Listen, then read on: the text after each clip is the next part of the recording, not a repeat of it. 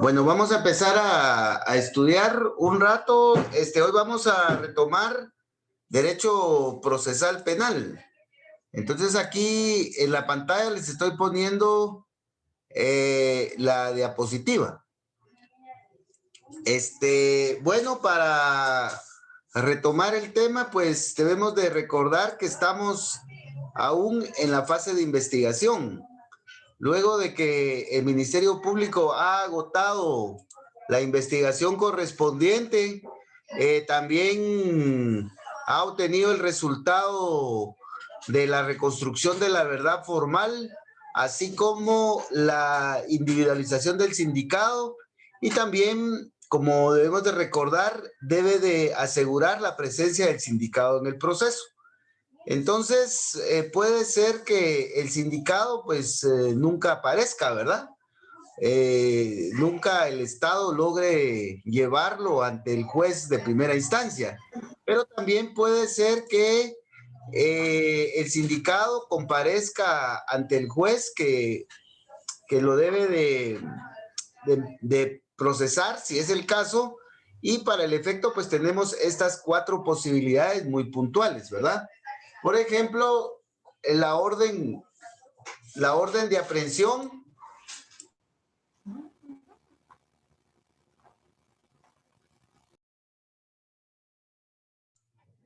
Por ejemplo, la orden de aprehensión, que es la que ya vimos, la flagrancia o la cuasiflagrancia del 257, la citación y posterior conducción, o bien la comparecencia voluntaria del sindicado, ¿verdad? Entonces, estas 4 posibilidades son las que llevan al sindicado ante el juez de primera instancia, que debe de conocer y resolver su situación, ¿verdad? Debemos de recordar que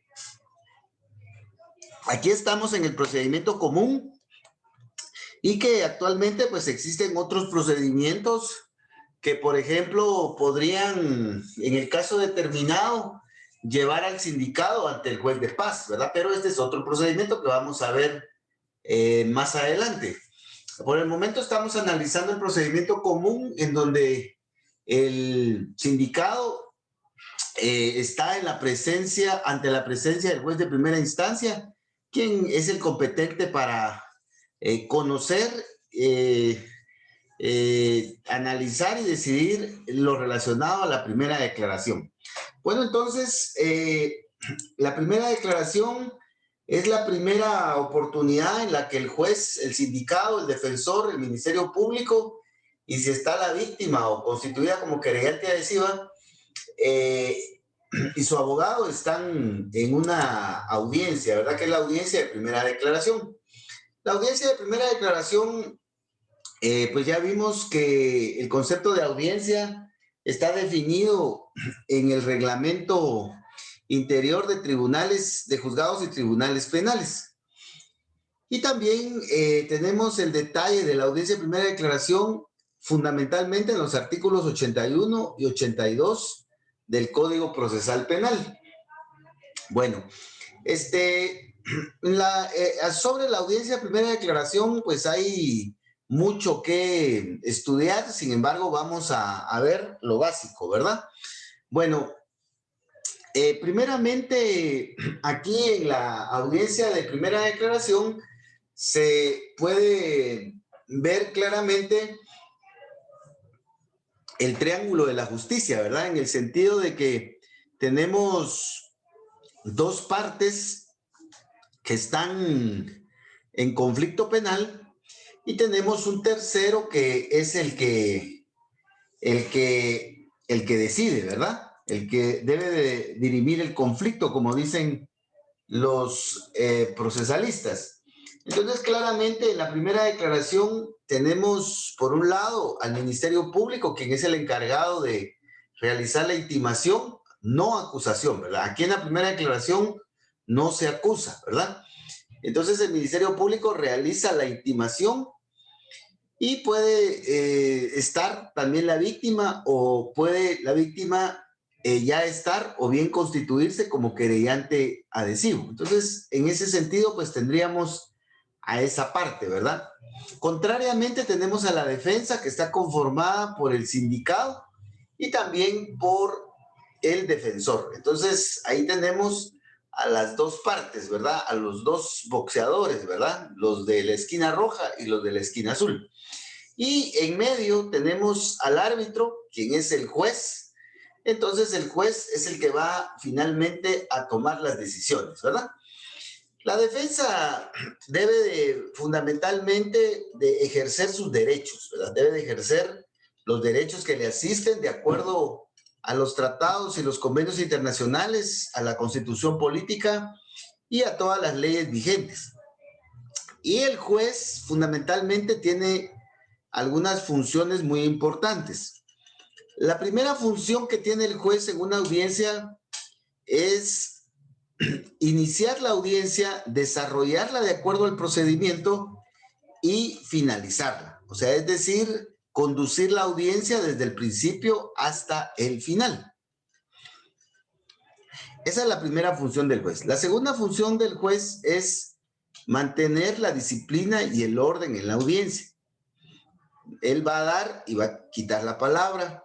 Él es el que va a conducir la audiencia y el que va a hacer los apercibimientos dentro de la audiencia, ¿verdad? O combinamientos, lo que sea necesario. Y también el juez tiene una tercera función que es la que es el que va a decidir las peticiones de las partes. Entonces, en esa materia, el juez puede tomar decisiones eminentemente procesales o bien puede tomar decisiones un poquito más de fondo, ¿verdad?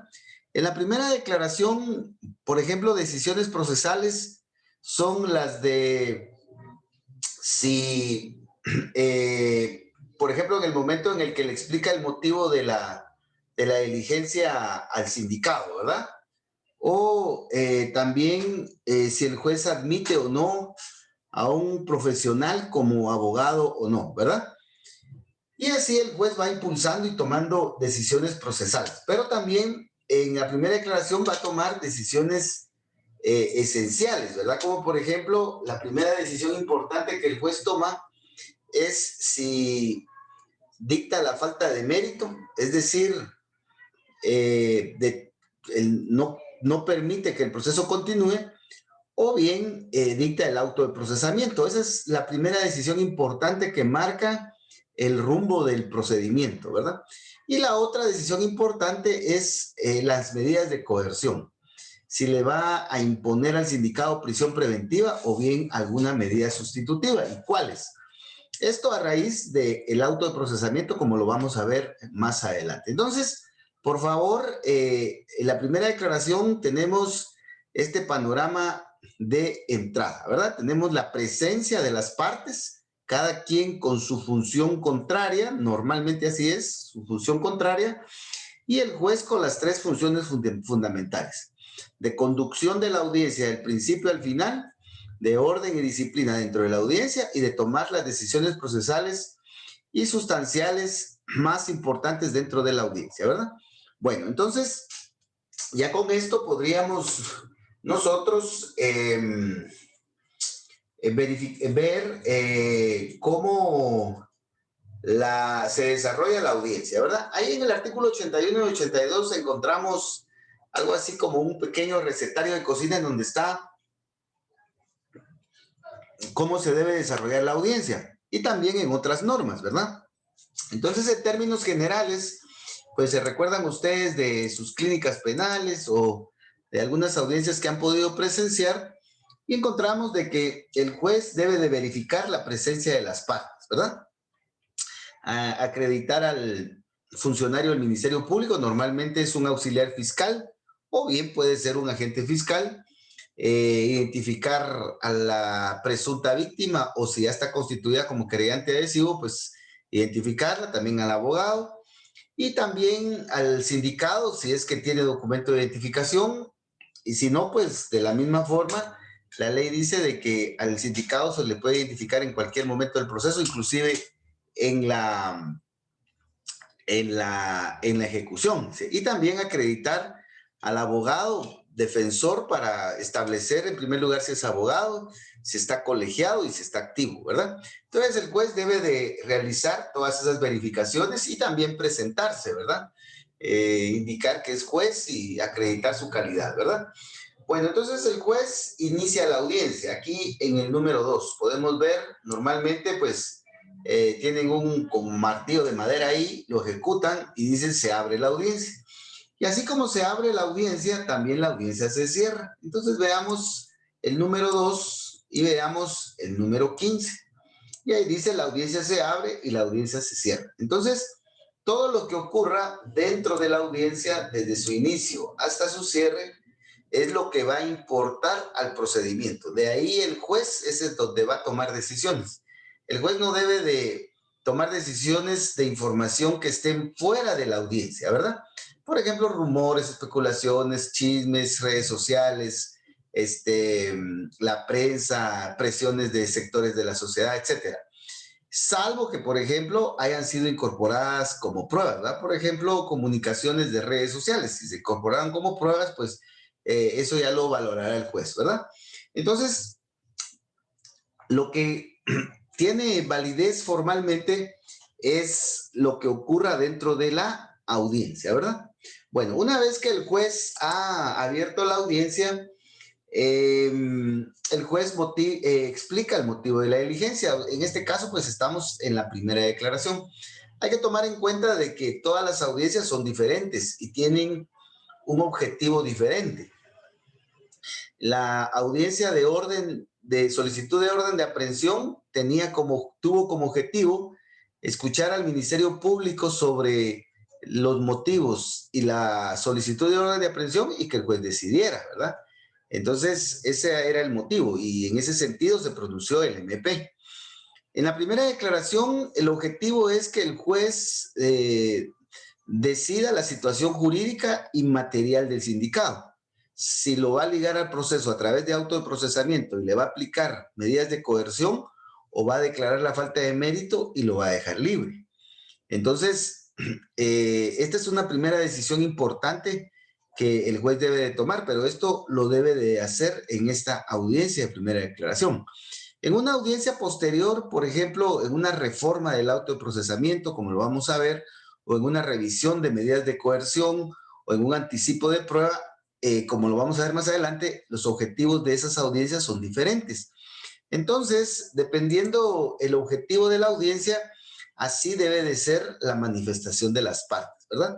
Por ejemplo, en la primera declaración, como ya les dije, el Ministerio Público no acusa, el Ministerio Público hace una intimación. También la defensa no va a pedir la absolución porque no es oportuna, ¿verdad? Aquí no se está juzgando al sindicado, se está estableciendo la posibilidad de su participación en los hechos, ¿ya? Lo mismo sucede en la audiencia de fase intermedia. El sindicado no es juzgado ahí. Y ahí si se acusa, si pesa sobre él una acusación, en el caso, ¿verdad? Y se puede solicitar la clausura provisional o el sobreseimiento, pero no la absolución, ¿verdad? Eso se solicita hasta en el debate. Entonces, dependiendo la naturaleza de la audiencia, dependiendo el objetivo de la audiencia, así va a ser la argumentación y las peticiones de las partes, ¿verdad? Entonces, por eso debemos de estar bien centrados a qué clase de audiencias vamos para prepararnos bien, ¿verdad? Como por ejemplo un médico, si sabe que va a una audiencia, ¿verdad? Una cirugía de corazón abierto, pues seguramente se va a preparar para ese tipo de cirugías, ¿verdad? Si va a una cirugía de, no sé, se me ocurre de un tobillo de un jugador de fútbol, por decir algo, pues el cirujano pues tendrá que prepararse para ese tipo de cirugía, ¿verdad? Entonces, igual somos los abogados, ¿verdad? Por eso debemos tener la oportunidad y debemos prepararnos para cada audiencia, ¿verdad? Ir a improvisar a las audiencias es lo peor que puede hacer un abogado, ¿verdad? A veces uno se confía mucho de la experiencia, se confía mucho de la habilidad que uno llega a desarrollar o también se confía mucho del gusto de estar en una audiencia, ¿verdad? El placer que causa eso. Y más cuando a uno le dan la razón, ¿verdad? Entonces, pero no es profesional, ¿verdad? Lo profesional es que el defensor, el fiscal, el juez, todos se preparen para la audiencia, ¿verdad? Para el partido de fútbol, ¿ya? Que entrenen toda la semana para que el domingo brillen ante el público, ¿verdad? Entonces, igual somos los abogados, ¿verdad? Es difícil a veces, especialmente cuando la carga de trabajo es abrumadora, ¿verdad? Pero hay que luchar por hacerlo, ¿verdad? Hay que luchar por hacerlo. Bueno, entonces una vez de que el juez explica el motivo de la audiencia, entonces el juez le hace saber los derechos al sindicado, ¿verdad? Y ustedes pueden leer el artículo 81 y 82, aquí solo se los voy a parafrasear así rápido, pero ustedes lo pueden leer rápido. El derecho que tiene el sindicado a un defensor, a consultarle a él, a pedir la palabra, a defenderse, etcétera, ¿verdad? A ser tratado como inocente, etcétera.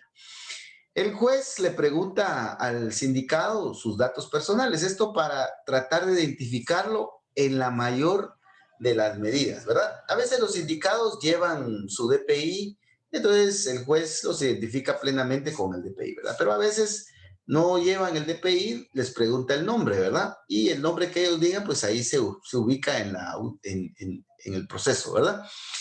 Y de acuerdo al artículo 90-92 del procesal penal, por favor lo revisamos, el nombre y los datos de identificación del sindicado pueden ser modificados o pueden ser rectificados en cualquier momento del proceso, ¿verdad?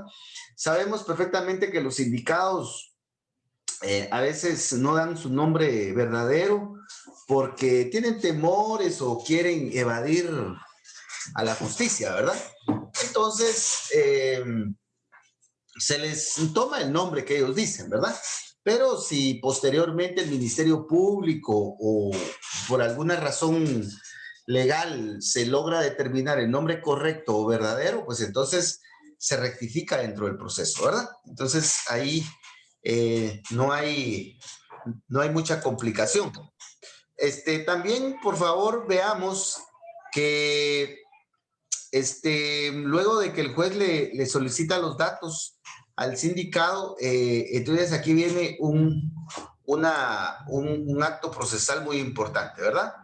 El juez le otorga la palabra al Ministerio Público para que realice la intimación. Así le llama ahora el código a este acto procesal del Ministerio Público, ¿verdad? Intimación. Antes le llamaba imputación, pero con las reformas ahora utiliza la palabra intimación. Esta intimación es el acto por el cual el Ministerio Público realiza los cargos, ¿verdad? Los cargos que tiene sobre el sindicado, ¿verdad? Los cargos que tiene sobre el sindicado. Estos cargos pues deben de estar circunscritos al hecho, a los medios de investigación que tenga el Ministerio Público y al derecho, ¿verdad?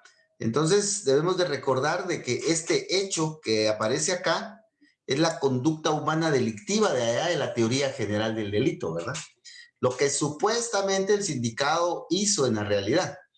Entonces, este hecho en tiempo, lugar y modo es la conducta humana delictiva como elemento positivo del delito, de allá de penal, ¿verdad? Sustantivo. Pero también es, en este caso, en lo procesal, este hecho en tiempo, lugar y modo es la verdad formal. Es lo que el Ministerio Público cree que sucedió en la cantina y es lo que formula ante el juez. Entonces, esta es la segunda manifestación de la verdad formal. La primera manifestación, el Ministerio Público la planteó en la audiencia de solicitud de orden de aprehensión. Y en esta oportunidad la vuelve a plantear esta verdad formal ante el juez, ¿verdad? Debemos de recordar de que la verdad formal se va reconstruyendo poco a poco en el proceso y se va como que poniendo sólida, ¿ya?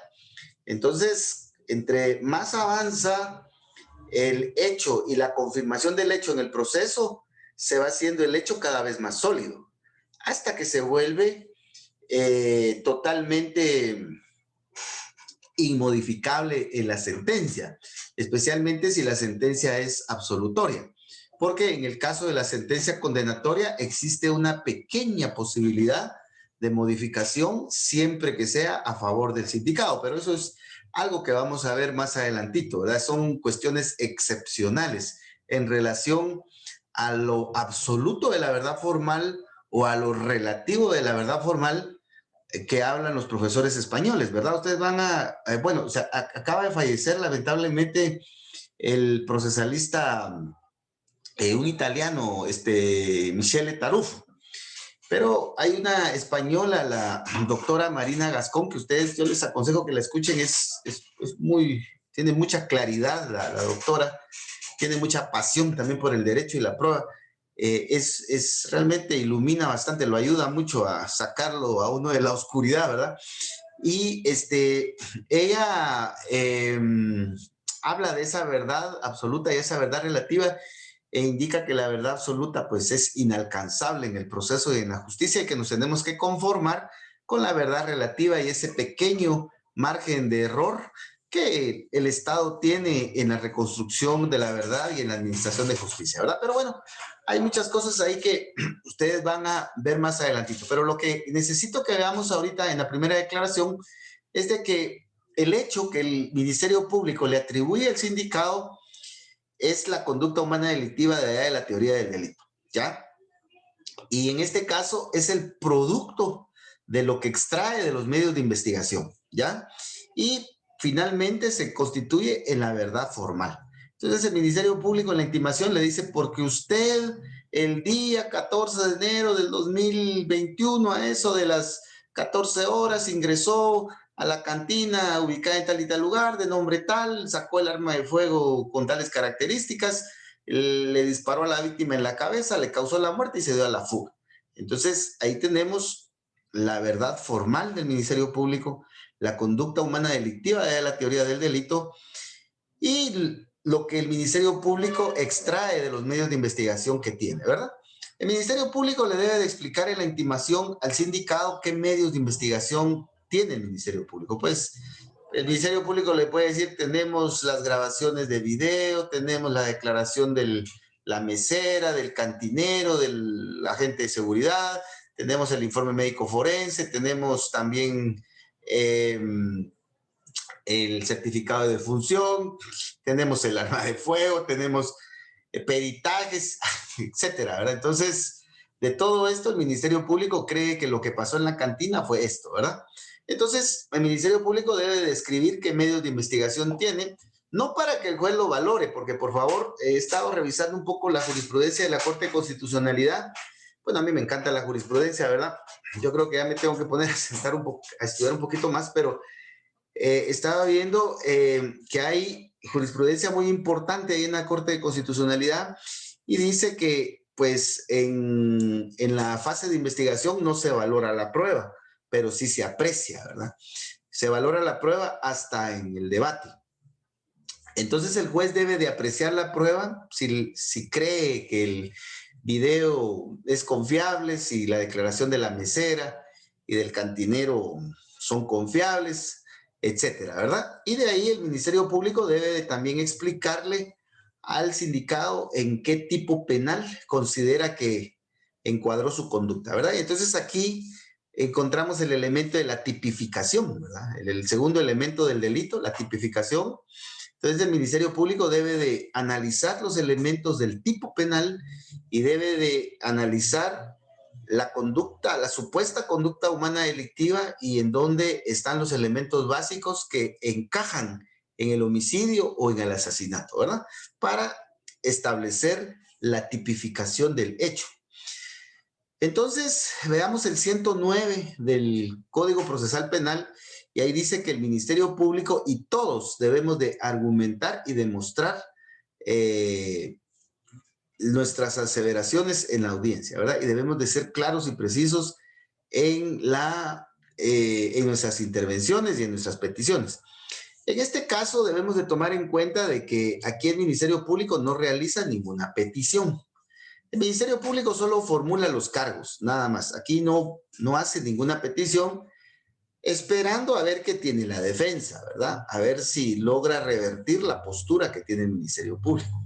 Entonces, el Ministerio Público aquí solo formula los cargos, ¿ya? Indica el hecho en tiempo, lugar y modo, presenta los medios de investigación, hace un resumen argumentativo y demostrativo de lo que se extrae de esos medios de investigación y realiza el análisis jurídico de la tipificación. Hasta ahí nomás, ¿verdad? No pide nada. Esos son los cargos. Muchas gracias, señor juez. Y ahí el Ministerio Público termina. Estos son los cargos, ¿verdad? Y ahí es en donde usted debe de ser muy técnico, ¿verdad? Muy técnico. Aquí es en donde se escucha a un fiscal si realmente está claro en la teoría del delito, en el análisis probatorio, etcétera, ¿verdad? Porque esta intervención refleja mucho el nivel técnico jurídico con el que el fiscal está manejando el caso, ¿verdad? El domingo pasado estaba ahí revisando los canales de la televisión y le estaban haciendo una entrevista en razón y estado con el señor Dionisio Gutiérrez, ¿verdad? Independientemente de todo lo que se diga del programa y lo de este señor, yo creo que hay cosas que sí hay que ponerles atención con mucha objetividad, pero estaban entrevistando a la fiscal general y ella insistía mucho en la necesidad de que el Ministerio Público fuera técnico jurídico, ¿verdad? Y le hicieron una pregunta ahí. Vino don Dionisio le preguntó, mire, doctora, y es cierto que usted, así en concreto, ¿verdad? Es cierto que usted anda ahí con líos con el fiscal de la FESI, ya no me recuerdo el nombre del, ¿verdad? Famoso el. Y ella dijo que no, ¿verdad? Definitivamente dijo que no, que era una relación muy cordial, él era muy respetuoso, ella también, y que su relación era eminentemente profesional y las reuniones eran técnico-jurídicas, ¿verdad? Que eran especulaciones de redes sociales, etcétera. Entonces, por favor, veamos, pues, que en este caso hay que resaltar lo técnico-jurídico y aquí hay que hacer acopio de nuestros conocimientos en teoría del delito. Más adelante ustedes van a ver el tema de la teoría del caso, temas de la argumentación jurídica, de la oratoria forense, por ejemplo. Entonces hay que meter todo esto acá para sacar un buen producto y también del análisis probatorio, ¿verdad? Todo lo que es la teoría general de la prueba y la teoría de los medios de prueba en particular, ¿verdad? Bueno, entonces hay mucho que decir, pero lo vamos a dejar por ahí y vamos a seguir con el procedimiento, ¿verdad? El juez le da la oportunidad al sindicado para que declare. Debemos de recordar, artículo 16 de la Constitución, dice que el sindicado no está obligado a declarar contra sí mismo ni en contra de sus parientes. También él tiene derecho a no declarar y que esa decisión no se le va a tomar en su contra, ¿verdad? Entonces, este es un derecho humano, es un derecho procesal, es un derecho eh, que se debe de observar en la primera declaración. Entonces el juez le advierte eso al sindicado. Ahora, mire, si usted desea declarar, declara, si no, no. Si usted decide no declarar, eso no le va a perjudicar. Entonces le pregunta, ¿va usted a declarar? Entonces el sindicado va a decidir si sí o si no. Algo importante es que en términos técnicos jurídicos, la no declaración del sindicado debe de ser estratégica, ¿verdad? Debe de ser una decisión que debe tomar el sindicado de manera estratégica. No debe de ser producto de que como el defensor no sabe qué hacer o el defensor no ha leído las actuaciones o no tiene nada planificado, pues mejor es más fácil que no declare, ¿verdad? Entonces, eso no debe de ser así. Traten de no hacerlo porque esto les puede traer muchas complicaciones en los procesos. Para ser muy concretos, mire pues, por ejemplo, en los juzgados o tribunales de femicidio, cuando llega el sindicado y dice, es que yo iba para mi casa y me encontré unos amigos y pasé a la cantina y me tomé 2 cervezas, pero no iba a bolo. Entonces, miren, esa declaración del sindicado es una estigmatización así en términos reales, ¿verdad? Eso lo digo con mucha responsabilidad. Porque en primer lugar, no le creen que fueron 2 o 3 cervezas. Eso no se les dice. Si entró a la cantina, tomó. Y si tomó, se emborrachó. Y llegó a la casa con sus tragos, violento, y agredió a la señora. Y pobrecita. Así que el hecho que él haya aceptado que se haya tomado los traguitos es suficiente como que para suponer todo lo demás, ¿verdad? Entonces, que el sindicato diga en una audiencia de violencia de género que se echó los traguitos, que no iba a bolo cuando llegó a la casa y que no golpeó a la señora o que simplemente él no hizo nada, eso no se lo van a creer. Entonces, en ese caso, pues lo mejor es que no es que mienta, ¿verdad? Sino que se abstenga de declarar. Esa es una situación también que se ha discutido en el seno de los defensores, ¿verdad? Si el sindicato tiene derecho a mentir, ¿verdad? A mentir. Entonces, eso es algo que ha creado mucha polémica en el seno de los defensores públicos y pues que se presta a una discusión muy grande, ¿verdad? Pero el punto concreto al que quiero llegar es de que la decisión del sindicato de declarar o no declarar debe de ser estratégica para el tema de la defensa, ¿verdad? Es que lo que pasa es que el sindicato está escondiendo algo. Pues, lo que sucede es de que es su derecho, es su derecho. Si él no quiere declarar, no quiere declarar. Y mientras ese derecho no cambie, él lo puede ejercer, ¿verdad? Ahora, lo que no dice la ley es, mire, usted tiene derecho hasta de mentir si quiere, ¿verdad? O sea, eso no lo dice. Pero, como le digo, eso es algo complicado. Y así podemos nosotros poner muchos otros ejemplos para tomar esa decisión. Entonces, cuando el sindicato, cuando el defensor le pregunta al sindicato, mire usted, ¿iba con los sábados o no iba con los sábados? Es que sí, me tomé un par de traguitos, entonces mejor no declare, porque de ahí todo lo demás no se lo van a creer. Bueno, entonces, por favor, veamos de que esta decisión del sindicato de declarar o no declarar, eh, este, depende de él, pero debe de ser estratégica. Y esa es la asesoría que le debe de dar el defensor. El defensor no es el que debe de decidir si el sindicato declara o no, ¿verdad? Es como el médico, ¿verdad? El médico le va a decir, mire, fíjese que yo le recomiendo que se opere, pero el que va a tomar la decisión si se somete a la cirugía es el paciente, no el médico, ¿verdad? Bueno, veamos por favor el número 8. El sindicato puede decir, no voy a declarar o me abstengo de declarar. Y entonces no declara ni se le somete a interrogatorio. Pero puede ser que el sindicato decida declarar y diga, sí, señor juez, yo voy a declarar. Entonces, si declara, debemos de recordar, buscamos ahí en el 83, 84 en adelante, el juez lo debe de amonestar para que diga o se conduzca con la verdad. Entonces, por favor, no confundamos entre amonestación y protesta, ¿verdad?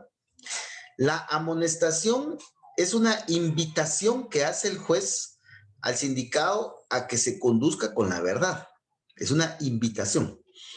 Y si el sindicato miente o falta la verdad, tampoco se le va a procesar por perjurio o falso testimonio, etc. En cambio, a los testigos y a los peritos, a ellos sí se les protesta y ellos están obligados a decir la verdad y a no esconder nada. Y si en caso ellos faltan a la verdad, entonces sí estarían incurriendo en el delito de falso testimonio, ¿verdad? Entonces, por favor, diferenciemos amonestación de protesta, ¿verdad? Amonestación es el acto por el cual el juez invita al sindicato que ha aceptado declarar a que se conduzca con la verdad. Y que en todo caso, si miente, pues eso no tiene ninguna consecuencia dentro del proceso, ni tampoco lo hace incurrir en delito, ¿verdad? Ahora, la protesta es el acto judicial por el cual el juez le advierte al testigo o al perito que deben de conducirse con la verdad y no deben de esconder nada. Y en caso de que falten a la verdad, estarían incurriendo en el delito de falso testimonio y se les iniciaría proceso penal en su contra, ¿verdad? Entonces, por favor, estos detallitos en la primera declaración hay que manejarlos. Bueno, hay muchos otros, ¿verdad? Pero estos creo que nos van a ir dando bastantes luces. Bueno, vamos a suponer que el sindicato sí aceptó declarar, ¿verdad? Y entonces él dice que sí, llegó a la cantina, que se sentó, pero que él nunca disparó, de ahí él se fue, tal vez pasó después, pero él se enteró hasta que lo detuvieron, ¿verdad? Bueno, entonces, en este caso, pues, si el sindicato declara, pues se le da la oportunidad al Ministerio Público para que interrogue. Aquí viene el interrogatorio, ¿verdad? Primero interroga la parte acusadora, el MP y el querellante, aunque ahí en la ley deja querellante de último, pero lo correcto es que primero interrogue en las partes de cargo y de último la defensa, ¿verdad? Las preguntas deben de ser claras, precisas y deben de ser de buena fe, ¿verdad? Las preguntas no deben de ser capciosas, por ejemplo, preguntas tramposas que pretendan enredar al sindicado, ¿verdad? Por ejemplo, el sindicado dijo que llegó a la cantina, se sentó, se tomó unas cervezas y se fue, que él no vio nada ni le disparó a nadie. Entonces viene el fiscal y le pregunta, pero usted cuando le disparó al sindicado lo hizo con la mano derecha o con la mano izquierda. Entonces ahí le está haciendo una pregunta capciosa porque lo está enredando, porque el sindicado no ha aceptado que disparó y si dice que fue con la derecha, pues lógicamente él dice que él fue el que disparó. Entonces es una pregunta bastante capciosa, ¿verdad? Las preguntas sugestivas son aquellas que sugieren las respuestas, sugestivas, que sugieren las respuestas. Por ejemplo, ¿verdad que usted fue el que disparó? ¿Verdad que sí? ¿Verdad que sí? Entonces, esas son preguntas sugestivas. Y las preguntas que se instan perentoriamente, instan, es decir, perentorias, quiere decir de que se cortan, se cortan. ¿Qué fue lo que hizo usted cuando llegó a la cantina, señor sindicado?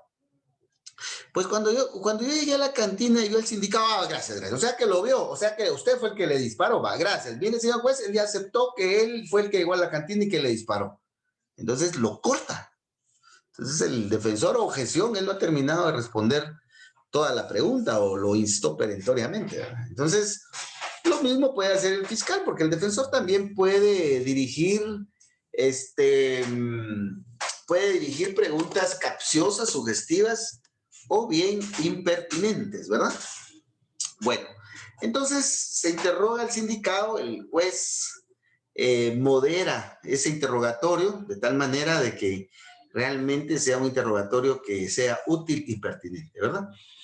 Yo lo que les aconsejo es que cuando interroguen, pues hay dos técnicas de interrogatorio muy famosas, ¿verdad? Las más conocidas, ¿verdad? Porque hay muchas técnicas, pero dos son en las que yo confío, ¿verdad? Y se las comparto. La primera es que cuando uno empieza y está nervioso y uno, pues, son las primeras audiencias, pues se hace una batería de preguntas, ¿verdad? Se escriben las preguntas, ¿verdad? La primera pregunta que va a hacer esto. Entonces lleva usted sus 20 preguntas escritas, ¿verdad? Y así las va dirigiendo. Pero este método tiene la ventaja que usted ya lleva preparadas sus preguntas y difícilmente se va a equivocar porque solo las va marcando, ya las lleva escritas. El problema con este método es que es un poco difícil prever qué es lo que va a declarar el sindicado, uno, ¿verdad? Y dos, es que cuando la respuesta no es la que se espera y la siguiente pregunta que yo escribí no es coherente con la línea de respuestas, entonces se pierde el interrogatorio y entonces se desbarata todo. Y entonces ya no se puede seguir interrogando, ¿verdad? Entonces, como todo en este mundo, este modelo tiene sus pros y sus contras, ¿verdad? Si en caso se siente nervioso en sus primeros interrogatorios o sus primeras audiencias, pues utilice este método, ¿verdad? Pero el otro método que es el que finalmente debe desarrollar es el método de interrogatorio con base a objetivos, ¿verdad? Por ejemplo, usted plantea los objetivos del interrogatorio y conforme a los objetivos usted va formulando las preguntas. Entonces aquí sí debe de tener la habilidad para formular preguntas así muy rápidamente, ¿verdad? Y lo otro es que también eh, debe de a veces retirar las preguntas o a veces le van a objetar las preguntas. Pero usted debe de seguir el interrogatorio sin perder el ojo del objetivo, ¿verdad? Este método tiene la desventaja que para los que sienten temor todavía en el interrogatorio, pues no mucho les funciona porque no tienen esa habilidad, ¿verdad? pero tiene la ventaja de que es mucho más efectivo porque cuando ya se tiene habilidad, uno va cambiando la forma de las preguntas y va manejando el interrogatorio sin necesidad de que uno sienta que queda cortado, ¿verdad? Vamos a poner un ejemplo. Vamos a ver que el auxiliar fiscal en la primera declaración se fija los siguientes objetivos del interrogatorio. Primeramente, el auxiliar fiscal dice, bueno, tengo como objetivo demostrar de la declaración del sindicado que el sindicado era enemigo de la víctima. Ese era mi primer objetivo. Segundo objetivo es de que el sindicado estuvo en la cantina.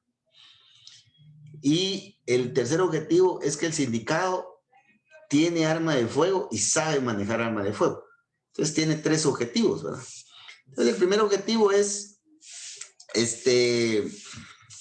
que, por ejemplo, que el sindicado tenía enemistad con la víctima. Entonces, ¿qué es lo que le va a preguntar? Señor sindicado, ¿usted conocía a la víctima, el señor fulano de tal? Sí. ¿Desde hace cuánto tiempo que lo conocía? Pues hace muchos años. Bueno. ¿Y qué tipo de relación tenía con él? Pues fíjate que jugábamos en el fútbol allá en Minerva. Ah, bueno, y empieza, ¿verdad? ¿Y tuvo usted algún problema alguna vez con él? ¿Y cómo se llevaba con él? ¿Usted era amigo de él o se llevaban bien, etcétera? Entonces, va buscando las preguntas más adecuadas en torno a ese objetivo, ¿verdad? De ahí vamos con el segundo objetivo. El día tal, ¿qué fue lo que hizo usted a tal hora? Pues mire, yo estuve en la cantina. Ah, bueno. ¿Y usted vio al señor fulano de tal ahí en la cantina? ¿Sí lo saludó? No. ¿Por qué? Porque estamos peleados, etcétera. Entonces se empieza ya y mire, ¿y usted sabe de armas de fuego? ¿Y por qué sabe usted de armas de fuego? Es que estuve en el ejército, estuve en la policía o soy caibil. Imagínese, ¿verdad? Entonces, los objetivos ayudan mucho a que uno vaya formando el interrogatorio, pero sí hay que tener cierta habilidad, ¿verdad?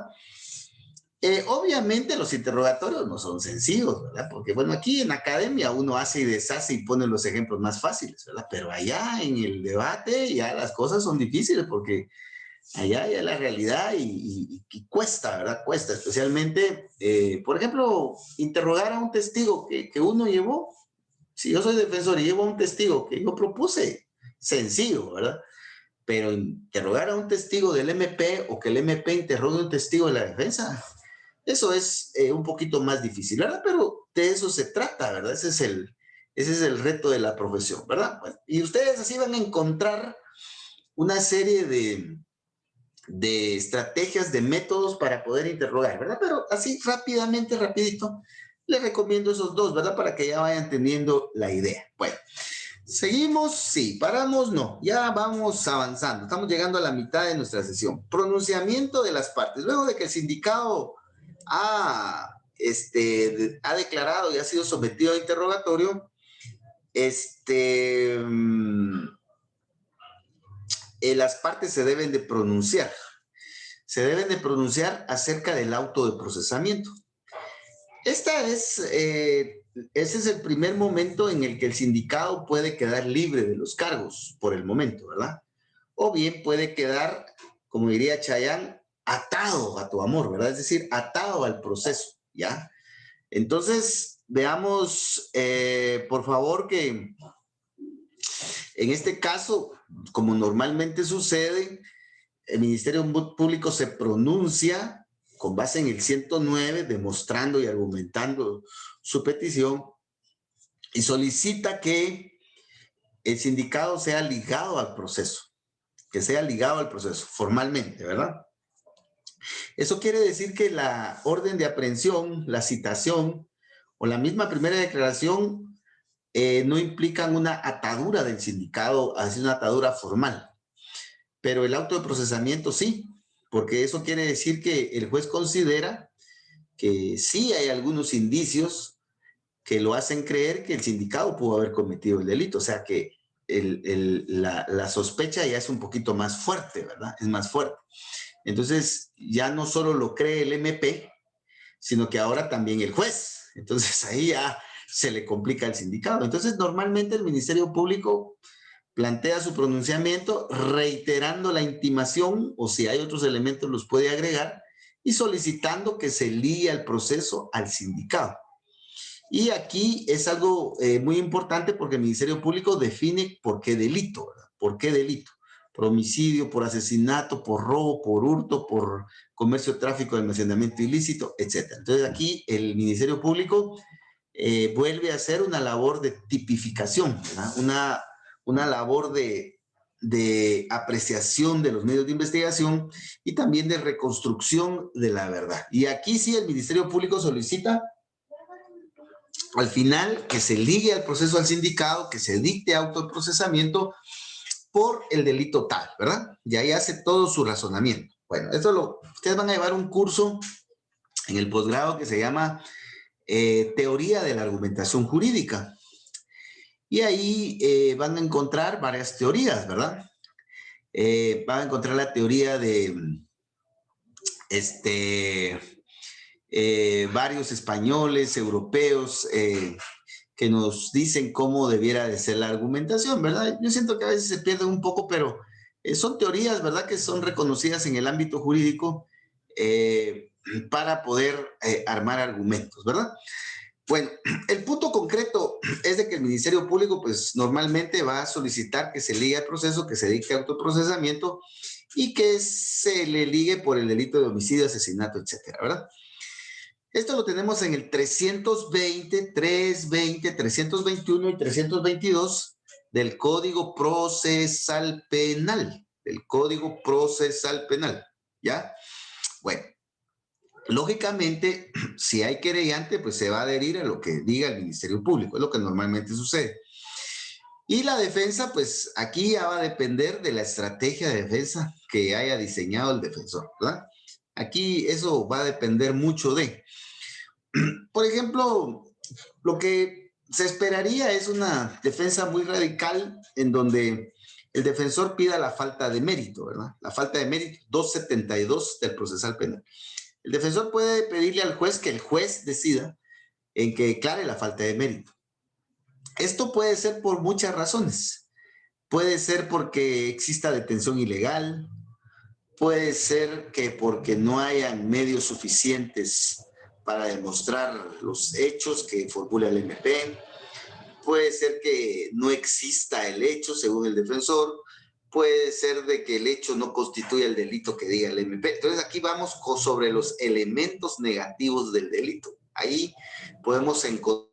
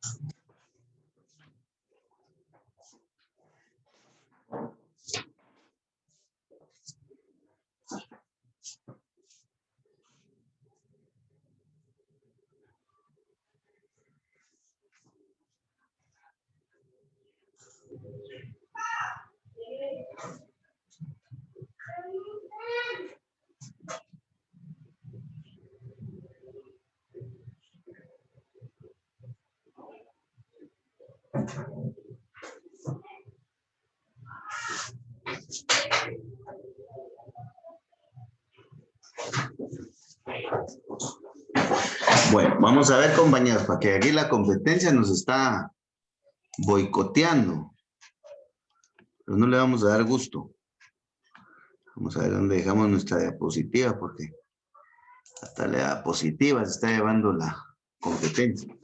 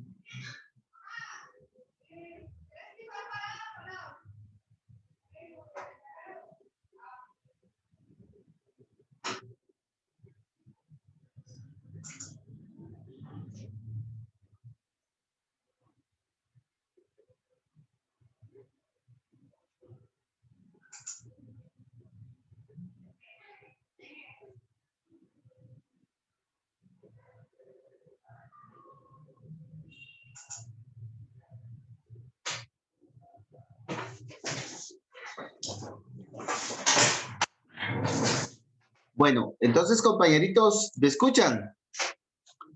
¿Me escuchan, compañeros? Ah, va. Sí, licenciado. Bueno, disculpen, ¿oyeron? Entonces, veamos, por favor, que la falta de mérito puede ser solicitada por diversas razones. Y aquí vamos a, como defensores, a buscar, por ejemplo, los elementos negativos del delito para ver si el juez considera que pueden ser aplicables, ¿verdad? A veces los jueces no entran a conocer con mucha profundidad los elementos de defensa porque pues consideran que la fase de investigación pues no es para eso, sino que eso se debe hacer hasta en el debate, ¿verdad? Entonces, eso va a depender mucho de el criterio de los jueces. Ahora, veamos, por favor, que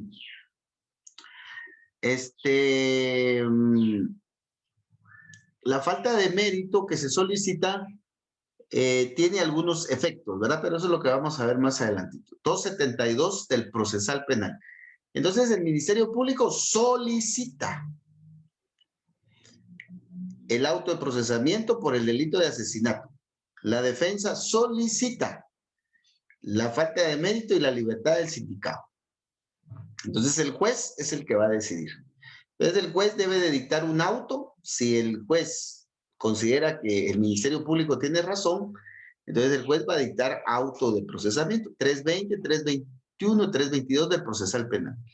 Ahora, si el juez considera que la defensa tiene la razón o hay algo que la defensa no dijo, pero que el juez advierte a favor del sindicado, el juez puede dictar el auto de falta de mérito y ordenar la libertad del sindicado. Entonces, si el juez dicta la falta de mérito, lo hace en un auto y ordena la libertad del sindicado, ¿ya? Entonces, vamos a salir de una vez de la falta de mérito y vamos a ver que la falta de mérito únicamente implica de que por ese momento el juez considera que el Ministerio Público no cuenta con los elementos suficientes para lograr una vinculación procesal. Eso es lo que implica la falta de mérito. La falta de mérito no implica de que es una absolución o es un sobreseimiento o que el proceso ya se cerró definitivamente. Eso no implica la falta de mérito. La falta de mérito implica de que el juez considera que a ese momento, con lo que tiene a la vista, el Ministerio Público no tiene los suficientes elementos de medios de investigación, hechos y derecho para lograr la vinculación del sindicado al proceso, ¿ya? Entonces, ¿esto qué quiere decir? Que en la falta de mérito no cierra el proceso. El Ministerio Público puede seguir investigando y si haya nuevos elementos de investigación, de hecho y de derecho, pues puede intentar nuevamente la persecución penal, ¿verdad? Entonces, por favor, dimensionemos adecuadamente los efectos de la falta de mérito. Entonces, aquí en el número 10 encontramos de que el juez puede dictar la falta de mérito y notifica. Bueno, pero vamos a suponer que el juez dicta auto de procesamiento. Entonces, por favor, revisemos el 320, 321 y 322. Por el auto de procesamiento, el juez vincula formalmente al proceso. El juez define el hecho por el que el sindicado va a seguir siendo procesado y también el delito. Vamos a suponer que el Ministerio Público le intimó al sindicado que el día tal a tal hora ingresó a la casa de la víctima sin autorización. que golpeó a la víctima, la ultrajó sexualmente y que se robó 10,000 quetzales que habían ahí en una gaveta. Entonces el Ministerio Público le dice al juez, señor juez, ese es el hecho y tenemos tales medios de investigación y vincúlelo por allanamiento, por violación y por robo. Pero viene el juez y dice, bueno, yo sí creo que él entró a la casa sin autorización, que golpeó a la víctima y que la ultrajó. Pero no creo por el momento que él se haya llevado los 10,000 quetzales. Entonces el juez dice que dicta autoprocesamiento porque ingresó a la casa y porque ultrajó a la víctima, pero no por haberse llevado el dinero, porque de eso no hay medios de investigación. Entonces, el juez únicamente liga proceso por allanamiento y violación, por decirles algo, ¿no? Entonces, a lo que quiero llegar es de que el juez es el que finalmente decide qué va a pasar con el sindicado en el auto de procesamiento o falta de mérito, ¿verdad? Por el auto de procesamiento, el proceso continúa.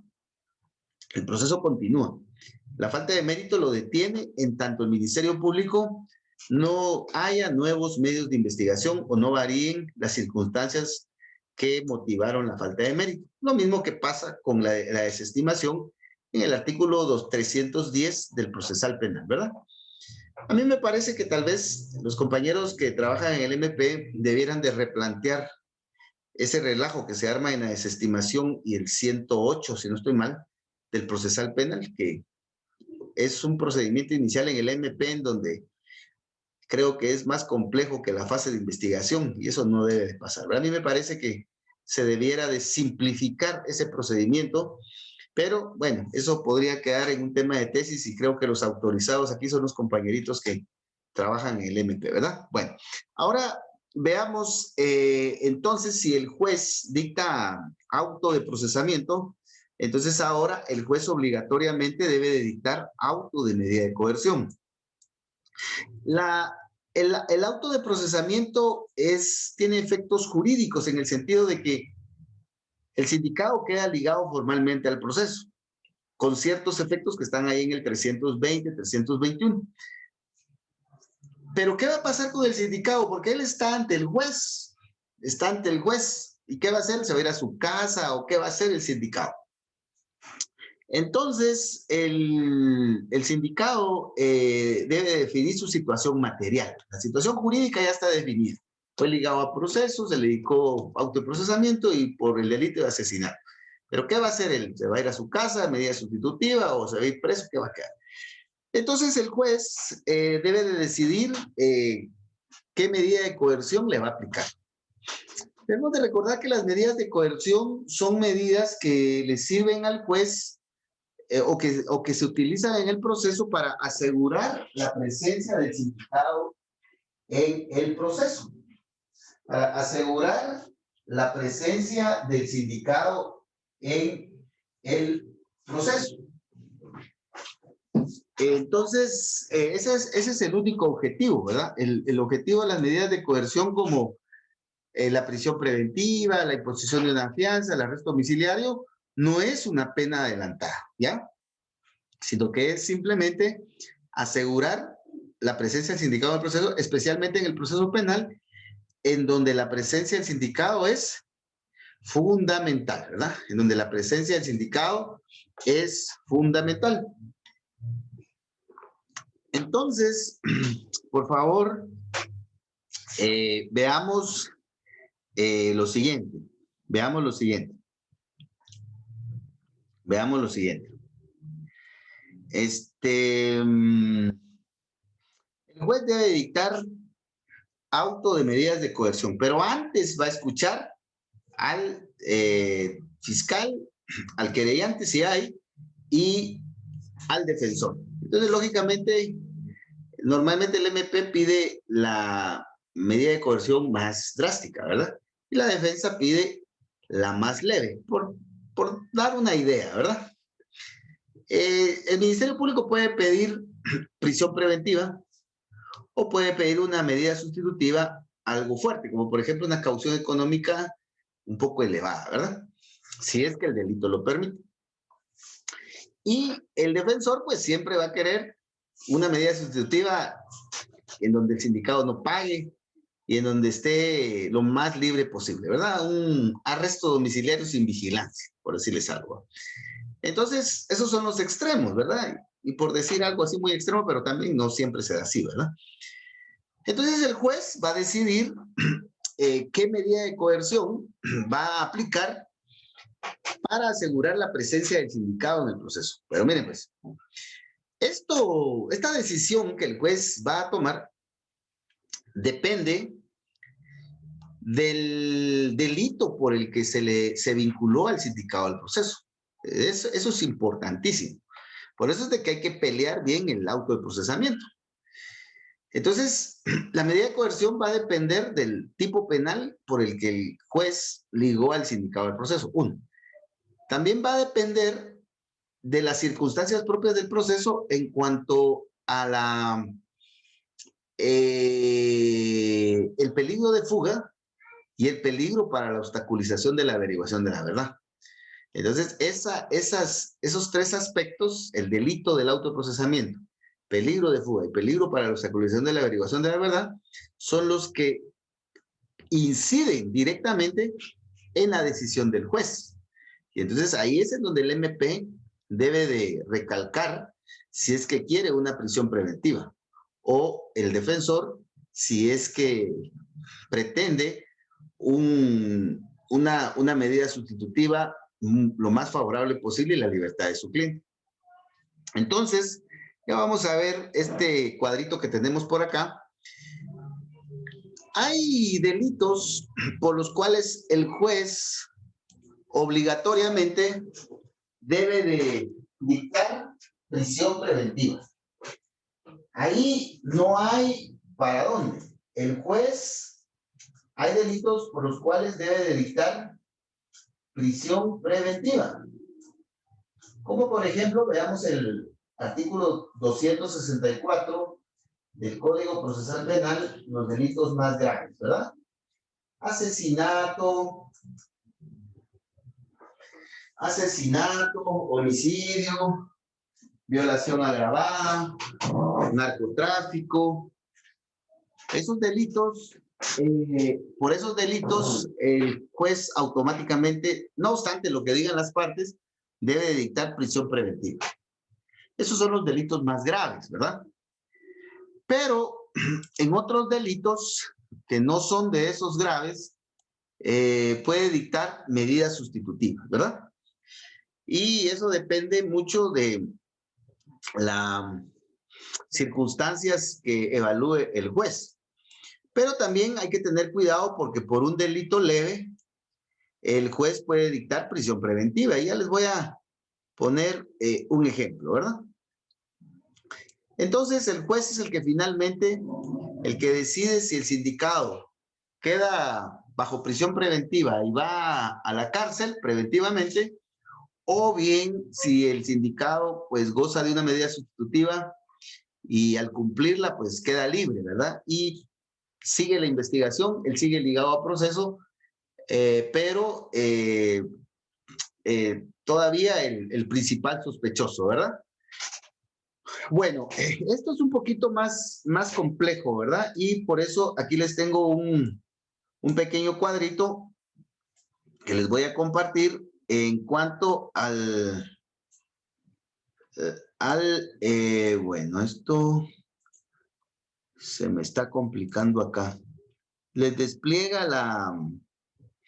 no les despliega bueno, no sé esto. Cuestiones de la informática, pero bueno, vamos a llamar al técnico para que nos venga a decir cómo está esto por acá. Vamos a ver aquí. Sí, aquí hay un poquito de problemas, pero bueno. Aquí estamos preparados para todo. Entonces vamos a ver este pequeño cuadrito donde tenemos mayores detalles del auto de procesamiento. Sí logran ver el cuadrito donde dice aplicación de medidas de coerción en la primera declaración en el procedimiento común penal. ¿Sí lo logran ver? Sí, licenciado. o están descansando mucho. Bueno, entonces miren pues, vamos a ver lo siguiente. El juez va a dictar auto de procesamiento. El antecedente del auto de procesamiento es el procedimiento previo dentro de la primera declaración, ¿verdad? Definición de auto de procesamiento. El auto de procesamiento es la resolución fundada o motivada que el juez dicta conforme a la ley y en donde decide ligar al proceso al sindicado, dictarle auto de procesamiento por algún delito específicamente, ¿verdad? Con los efectos respectivos, ¿ya? ¿Cuál es la finalidad? Ligar formalmente el proceso y reiterarle los derechos que puede ejercer durante el proceso. Requisitos 320, 321, 322 del Código Procesal Penal, 11 bis del Procesal Penal, 141 al 143 de la Ley del Organismo Judicial. Efectos, ahí aparece en el Código Procesal Penal, por favor, ese es su cuadrito, me lo llena, ¿verdad? Artículos 320, los que ya les dije. Bueno, ahora el juez, si dictó autoprocesamiento, obligatoriamente debe de dictar auto de medidas de coerción. Antecedente del auto de medida de coerción, auto de procesamiento. Si no hay autoprocesamiento, no puede haber auto de medidas de coerción. Definición es la resolución por la cual el juez impone una medida de coerción, prisión preventiva o medida sustitutiva para asegurar la presencia del sindicado en el proceso, ¿ya? Fin, asegurar la presencia del sindicado en el proceso. Requisitos, pues ahí lo tenemos en el 264, 262 y 263 del procesal penal. Efectos, asegurar la presencia física del sindicado en el proceso. Artículos ya los vimos. Bueno, entonces esto, por favor, hay que trabajar. Hay que trabajarlo, ¿verdad? Bueno. Y entonces aquí es donde vienen algunas variantes. Estas son de las variantes más importantes. Si el juez dicta, esto es muy importante porque se los pueden plantear en el examen, que ustedes lo resuelvan, ¿verdad? Si el juez dicta auto de procesamiento por un delito grave de los que están en el 264, como asesinato, secuestro, etcétera, o narcotráfico, etcétera, la ley dice que hay prohibición para la aplicación de medidas sustitutivas. Entonces el juez, no obstante lo que diga el MP o la defensa, inclusive a veces la defensa ya ni se pronuncia, el juez debe de dictar prisión preventiva, auto de prisión preventiva.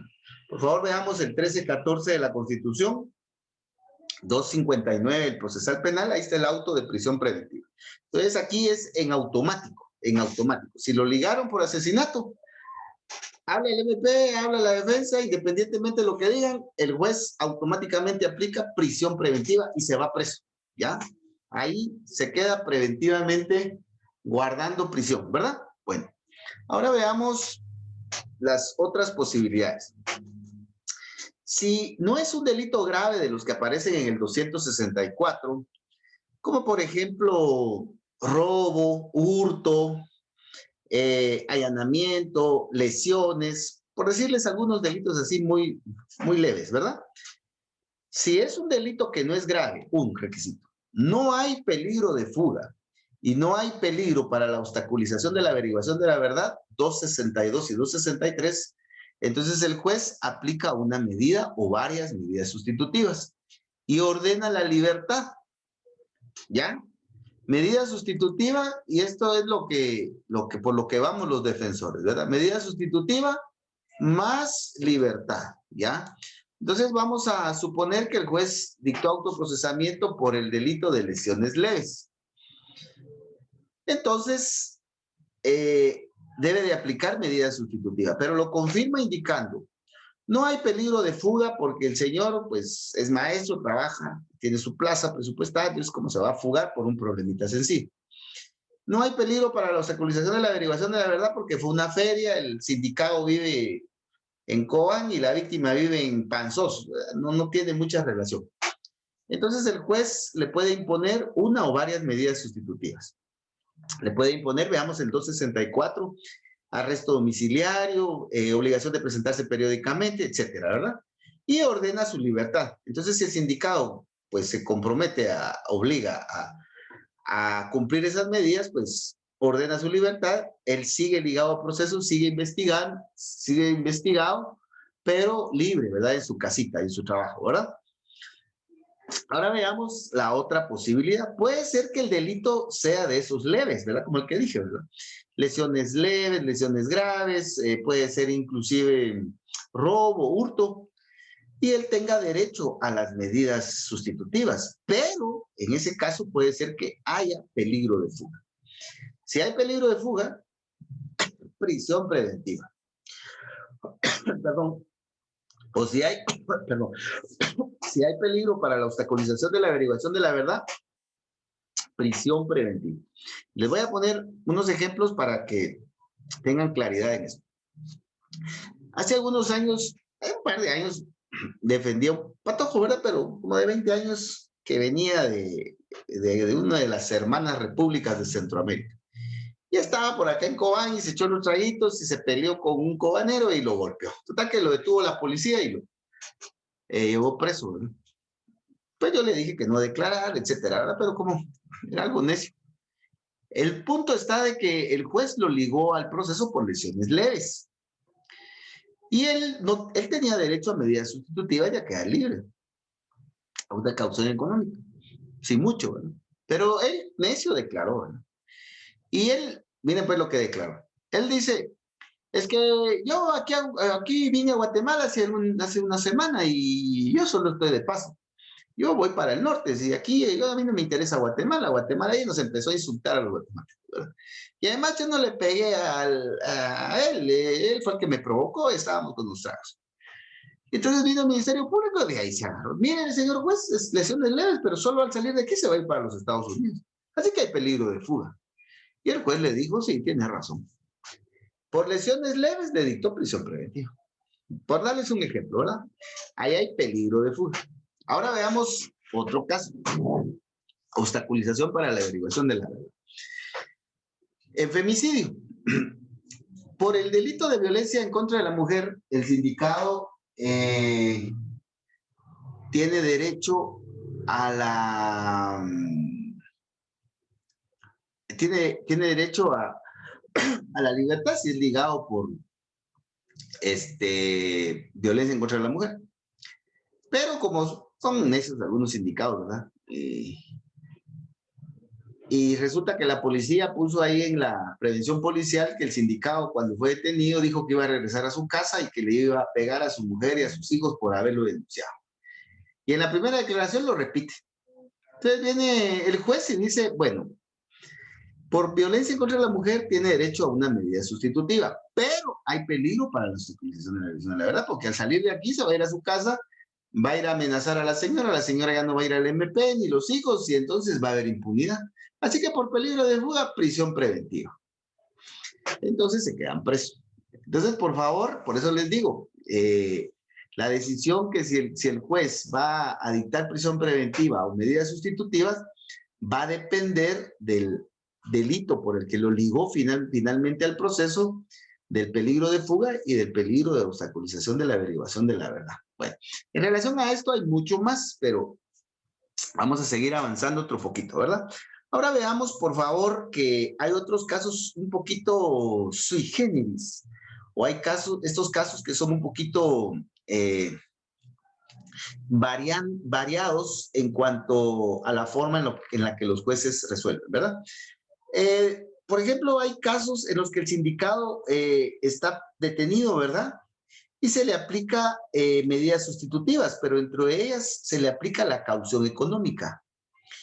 Entonces, algunos jueces, por ejemplo, si la persona está detenida y le imponen una caución económica de 5,000 quetzales, por ejemplo, por portación de armas, ilegal de armas, de fuego, le ponen una caución económica y mientras no pague la caución, no sale preso, ¿ya?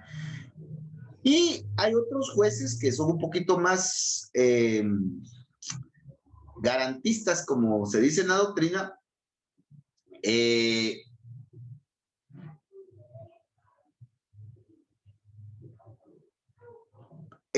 tienen una opinión diferente, ¿verdad? Por ejemplo, en este caso número 4, si deposita la caución, sale libre.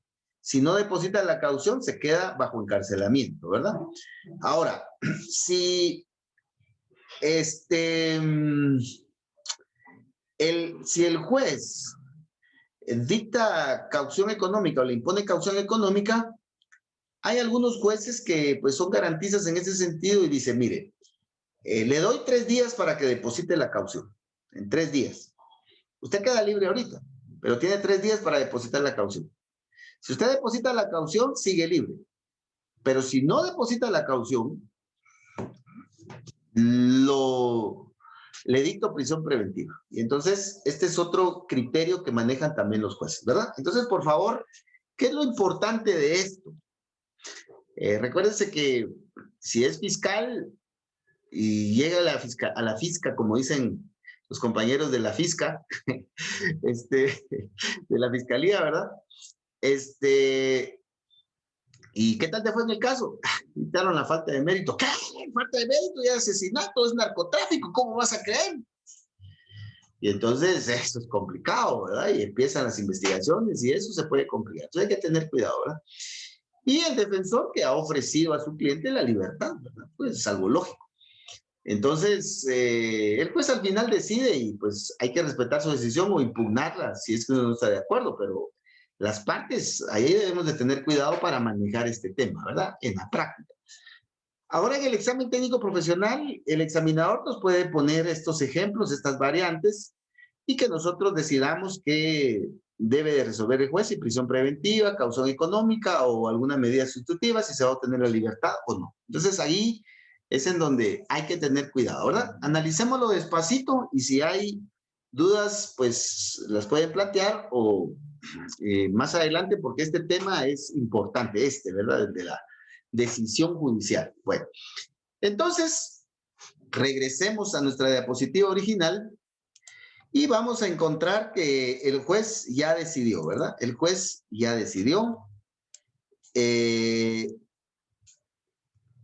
Entonces, veamos que el juez ya decidió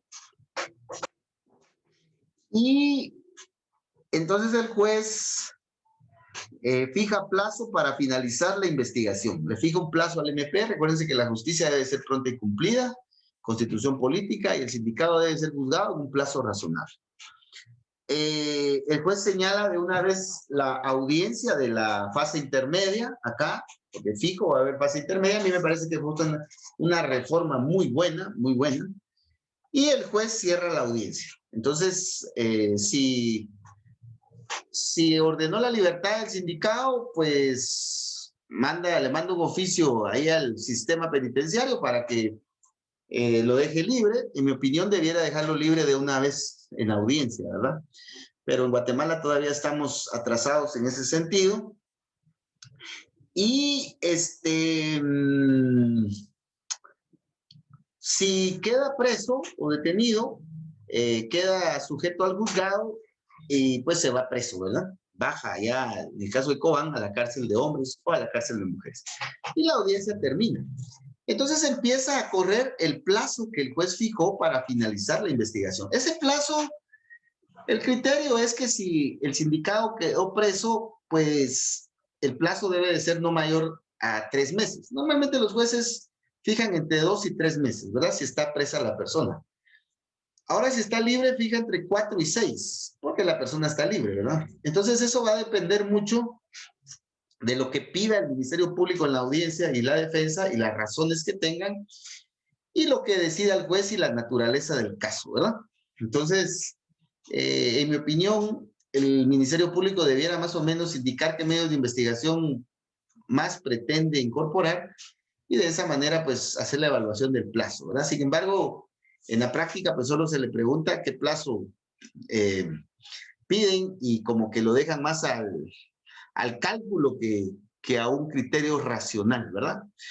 Pero también la defensa a veces incurre en la misma situación, ¿verdad? Entonces, es algo que debemos de ir mejorando, ¿verdad? Todos. La responsabilidad de la justicia no solo es del MP ni del juez, sino que también de los defensores y de los abogados querellantes. Entonces, todos debemos de ir mejorando eso. Bueno, entonces, el punto está de que estamos ya en el plazo de vencimiento de investigación. Aquí pueden suceder muchas cosas. Todo depende del interés de las partes, de la actividad que realicen las partes, del diligenciamiento que realicen las partes en el proceso, también depende de la naturaleza del caso y de la estrategia del manejo del litigio, ¿verdad? Entonces recuérdense que los abogados, tanto los fiscales, los defensores, los abogados de los querellantes deben de ser estratégicos. Eso es a lo que se le conoce como estrategia de litigio. Si hay que litigar con estrategia de litigio, ¿verdad? Pero también se puede litigar con un litigio estratégico, que es diferente. Esto es algo que ustedes van a estudiar con mayores detalles en su posgrado, ¿verdad? En el curso de estrategias de litigación. Pues de repente, si Dios así lo permite, nos miramos por ahí. El punto concreto es de que el manejo del caso ya va a depender de los abogados, ¿verdad? Los abogados somos los que debemos de decidir por dónde vamos a manejar el caso. Yo siempre comparo la estrategia que va a utilizar un abogado con un técnico de fútbol, ¿verdad? No sé si vieron pues en las redes sociales que empezaron a criticar a nuestro técnico nacional, a nuestro paisano, don Amarini Villatoro, de que debía de mejorar la estrategia técnica, que ahí como que no plantó bien a la selección y etcétera, ¿verdad? Hasta de Europa le vinieron los comentarios. Entonces, el punto concreto es de que el técnico es estratégico, ¿verdad? Y ahí con los compañeros de ahí del equipo de la U de Minero, pues yo he aprendido un poquito de fútbol y a veces decían, no, juguemos línea de tres. Y decía, ¿qué será la línea de tres, man? Yo le dije yo a los ex profesionales que nos ayudan ahí con el equipo, mire usted, ¿qué es la línea de tres? No, mire, que línea de tres, y me empezaron, mire, que línea de cuatro, que a la no sé, que a la segunda, que a la no sé qué, Jesús María, y para tomar nota, ¿verdad? A ver qué había ahí, pues ahí con los años ya, y entre celebración y todo, pues ahí fuimos aprendiendo un poquito, y pues ahora por lo menos ya no estoy tan perdido, ¿verdad? Pero el técnico debe ser muy estratégico, debe ser muy estratégico, y el abogado igualmente, ¿verdad? Pero eso ya depende de otros ingredientes. Bueno, entonces, en la etapa de investigación, ya en este plazo que el juez otorgó, porque la audiencia está señalada, pueden suceder muchas cosas. Dentro de las que pueden suceder están estas, ¿verdad? El MP puede complementar los medios de investigación o recabar nuevos. Esto ocurre mucho con los medios de investigación de naturaleza pericial. Los medios de investigación de naturaleza pericial a veces tardan un poco ahí en el INASIF, entonces a veces no se cuenta con ellos en la primera declaración, entonces se espera hasta después de la primera declaración recibir las respuestas o bien diligenciar, ¿verdad? El ADN, temas de planimetría, pero más que planimetría, lo de las armas, ¿cómo se llama? Balística, etcétera, ¿verdad? Y ahora, como lo vimos, tantos peritajes que el MP tiene, hasta ahora tiene hasta el cotejo de voz, ¿verdad? Que es un peritaje bien, bien interesante, ¿verdad? Entonces, eso es lo bonito del derecho penal y el procesal penal, que es muy dinámico, ¿va? Siempre hay cosas nuevas. Yo realmente no he sentido estos 20 años en el Instituto de la Defensa Pública Penal, y los 22, 23 años de ejercicio profesional, es muy dinámico, ¿verdad? Entonces, veamos de que el Ministerio Público puede seguir investigando, fortaleciendo la investigación que ya tiene, ya sea complementando lo que ya tiene o nuevos, ¿verdad? Ahí hay libertad siempre bajo las reglas probatorias que ya vimos, ¿verdad? Objetividad, utilidad, necesidad, etcétera, ¿verdad? Bueno, pero la defensa, ya vamos llegando a la parte final. Ya digan que les pongan los camarones ahí, el cevichón Pérez, y también las respectivas, ¿verdad? Para ya abrir el fin de semana oficialmente a partir de la 1 de la tarde. Bueno, entonces veamos, por favor, que la defensa también puede proponer medios de investigación que puedan ayudar a su situación, ¿verdad? Entonces veamos el 315, ahí está el procedimiento. Entonces el defensor debe de ir ya al Ministerio Público, a la fisca, y pues proponer con un memorialito los medios de investigación, que escuchen a sus testigos, que realicen tales medios de investigación, etcétera, ¿verdad? Y bueno, el fiscal va a evaluar si esos medios de investigación pueden ser útiles y pertinentes. Si son útiles y pertinentes, pues los va a diligenciar. Y si no, pues le va a decir, mire, señor defensor, yo sé que eso no nos va a servir para nada, así que no lo vamos a diligenciar. En mi opinión, debe haber una resolución muy formal por parte del MP, ¿no?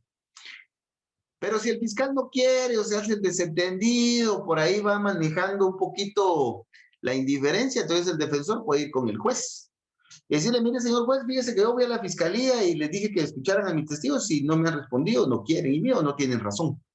Entonces el juez va en una audiencia a evaluar la situación y es el que va a decidir, el juez de primera instancia, si el que dictó el autoprocesamiento, ¿verdad?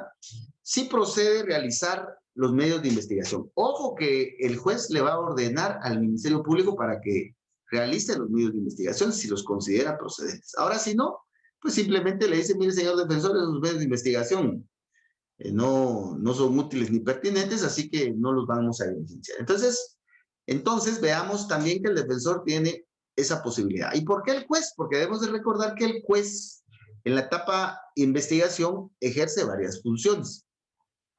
En primer lugar, es garante de los derechos de los ciudadanos y del sindicado, ¿verdad? Pero también ejerce control sobre la actividad de investigación que realiza el Ministerio Público. La verdad, pues hay que reconocer de que en Guatemala, el Estado de Guatemala no le tiene absoluta confianza al MP. Por eso es de que el juez lo controla, ¿verdad? Y el Ministerio Público pues debiera de tener toda la libertad para investigar, pero no la tiene, en Guatemala no la tiene, porque hay algunos casos o asuntos en donde el juez le debe de autorizar ciertas diligencias. Por ejemplo, el allanamiento, la orden de aprehensión, la intervención de comunicaciones telefónicas, etcétera, etcétera, etcétera.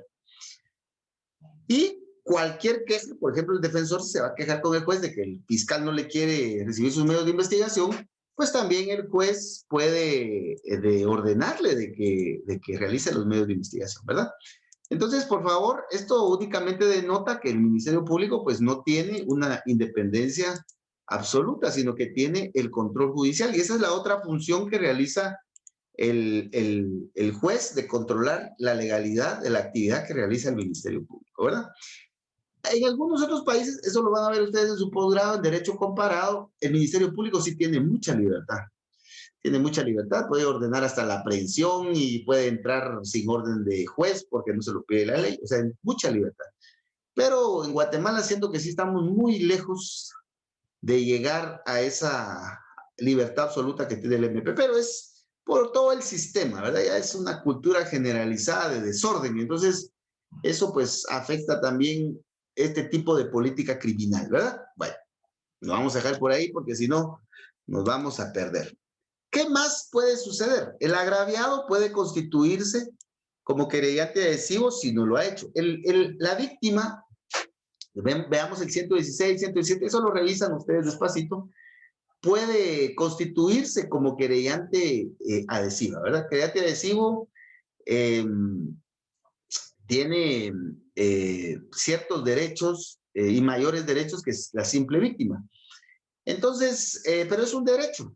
Ahora veamos, ¿cuándo se puede constituir la víctima en querellante adhesivo? En cualquier momento de la investigación o hasta la audiencia de fase intermedia, que es una reciente modificación que se hizo al código, ¿verdad? Entonces, tiene toda esa oportunidad. Entonces, lo puede hacer en una audiencia unilateral, ir con el juez y decir, señor juez, tengo una audiencia que yo soy víctima y quiero ser querellante adhesiva. Y entonces el juez escucha y le otorga la intervención. O puede aprovechar la audiencia de primera declaración y hacer la petición, ¿verdad? También lo puede hacer. O cualquier otra audiencia.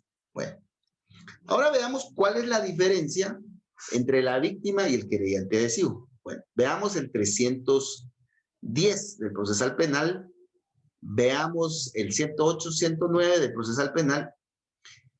Y la víctima tiene derecho a que se le notifique el primer análisis que haga el Ministerio Público de la denuncia o de la prevención policial, o qué fue lo que hizo el Ministerio Público al principio, qué decidió, si va a seguir investigando o no, si va a empezar la investigación o no. Y si ha desestimado, pues también tiene derecho a que se le notifique por parte del Ministerio Público. La ley dice que se le comunique, dice, que se le comunique. Entonces, la decisión del MP, eso es si es víctima. La víctima tiene derecho a estar presente en todo el proceso, llegar ahí a las audiencias, estar ahí y usar la palabra cuando el juez se la dé. ¿ya? Pero no puede interrogar al acusado, a los testigos, no puede presentar recurso de apelación, etcétera, ¿ya? En ese sentido tiene amarradas las manos. La víctima puede llegar al debate, si no ha llegado en todo el proceso y quiere llegar a la última audiencia, llega a la última audiencia, e inclusive puede pedir la reparación digna, siendo simplemente víctima. Pues entonces la víctima sí tiene ciertos derechos, ¿verdad? Producto de las últimas reformas que se le hizo al Código Procesal Penal.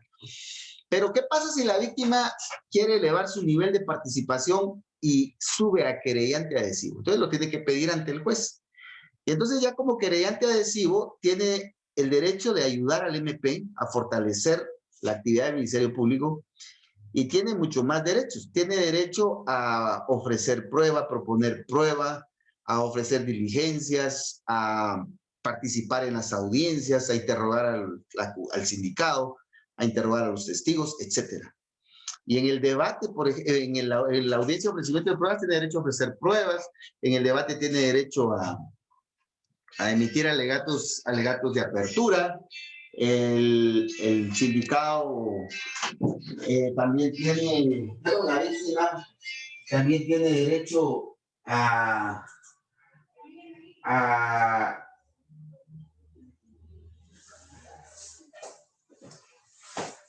tiene derecho a interrogar al acusado, a los testigos, tiene derecho a presentar recurso de apelación especial, casación, etcétera.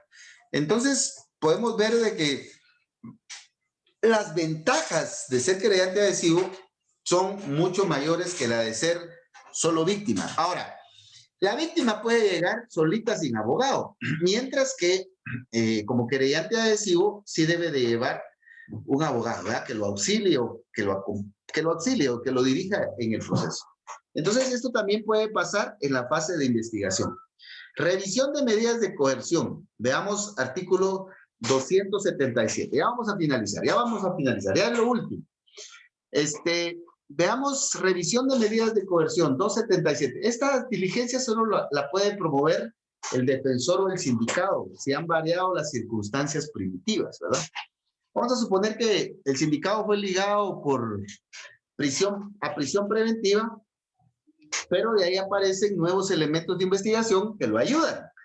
Entonces, el defensor puede solicitar en una audiencia la revisión de esa medida para que le dicten la falta de mérito, ¿verdad? Que eso es lo que normalmente sucede, y que obtenga su libertad antes de que concluya la investigación. Veamos la revocación del auto de medidas de coerción. En este caso puede ser que al sindicado se le haya impuesto una medida sustitutiva de presentación periódica cada 15 días al MP.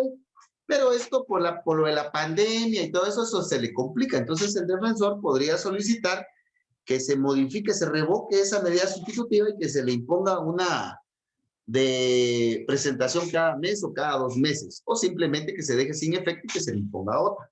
Entonces, la revocación de las medidas de coerción sí pueden ser a favor o en contra del sindicado. 276, ¿verdad? Ahora veamos reforma del auto de procesamiento. Esto es muy importante. La reforma del auto de procesamiento puede ser a favor o en contra del sindicado. Ejemplos así rapiditos, ¿verdad? Unos patojos pero adultos, ¿verdad? Se fueron un sábado allá al río a pescar esas tardes, esos mediodías sabrosos con los vecinos y los primos de la adolescencia y la juventud, ¿verdad? Cuando antes pues nosotros nos íbamos a Talpetate, ¿verdad? Que era nuestro balneario, y nos metíamos por todas estas fincas que estaban ahí en medio, ¿verdad? Vidaza era esa, ¿verdad? Entonces, el asunto está que un sábado así, unos patojos primos y vecinos se fueron, pero adultos, ¿verdad? Se fueron a día de campo y llevaban una escopeta. Pero un patojo que siempre es travieso y tentón, ¿verdad? Le quitó la escopeta al otro y la empezó a manipular. ¿Y qué si la disparó? La disparó y parece que empezó a jugar con el otro y le dijo, te voy a matar. Y pues jugando ahí, ¡pam! Se le fue el disparo. Y le pegó. Aquí cerca del corazón, ¿verdad? Total de que el patojo lo llevaron al hospital, etcétera, y estaba vivo. Supuestamente se iba a recuperar. Pero al que disparó lo detuvieron, ¿verdad? El punto concreto es que él fue ligado a proceso por el delito de lesiones graves, si no estoy mal, por ahí está, ¿verdad? Pero varias semanas después, la víctima murió. Entonces, el Ministerio Público pidió la reforma del auto de procesamiento porque cuando fue la primera declaración no había muerto, pero después murió. Entonces cambió el auto de procesamiento de homicidio, perdón, de lesiones graves a homicidio preterintencional. Me recuerdo que fue lo que pasó, ¿verdad? Un homicidio preterintencional creo que fue. Entonces, en ese caso, pues hubo una reforma en contra del sindicato, ¿verdad? O pues, sucede también cuando hay un hecho de tránsito, el piloto atropella a la víctima y pues lo dejan ligado por lesiones culposas, pero después de 15 días la víctima muere y entonces el sindicato se le liga a proceso, pero se reforma después por homicidio culposo, ¿verdad? Pero también la reforma puede ser a favor del sindicato, ¿verdad? Puede ser que el sindicato haya sido ligado por robo agravado porque llevaba un arma de fuego, pero de ahí la misma víctima dice que pues no llevaba arma de fuego, que no vio el arma de fuego, y entonces el defensor puede pedir la reforma de robo agravado a robo o a hurto, ¿verdad? Y el juez puede otorgar la reforma, ¿verdad?